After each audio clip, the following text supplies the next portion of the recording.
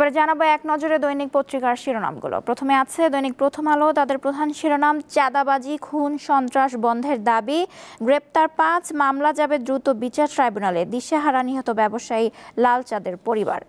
এরপর আছে দৈনিক যুগান্তর। তাদের প্রধান শিরোনাম, সৃষ্টিতে অমর শিল্পের মহানায়ক, একটি বিশেষ প্রতিবেদন, যমুনা গ্রুপের প্রতিষ্ঠাতা নুরুল ইসলামের ৫ম মৃত্যুবার্ষিকী আজ। এছাড়া তাদের আরেকটি শিরোনাম, সোহাগ হত্যাকাণ্ড নিয়ে অপরাজনীতি, ষড়যন্ত্রকারীদের মূল টার্গেট বিএনপি।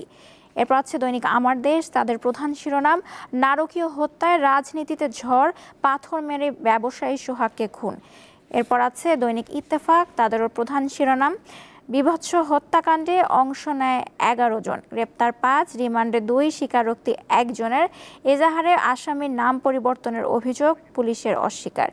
এরপর আছে আরও একটি শিরোনাম, তবে কি ধরে নেব, মবের পেছনে সরকারের প্রচ্ছন্ন প্রশ্রয় আছে, এমন মন্তব্য করেছেন, প্রশ্ন করেছেন তারেক রহমান, বিএনপির ভারপ্রাপ্ত চেয়ারম্যান। এরপর আছে দৈনিক সমকাল। তাদের প্রধান শিরোনাম, দলের শুদ্ধি অভিযান চালাবে বিএনপি, দুষছে পুলিশকেও।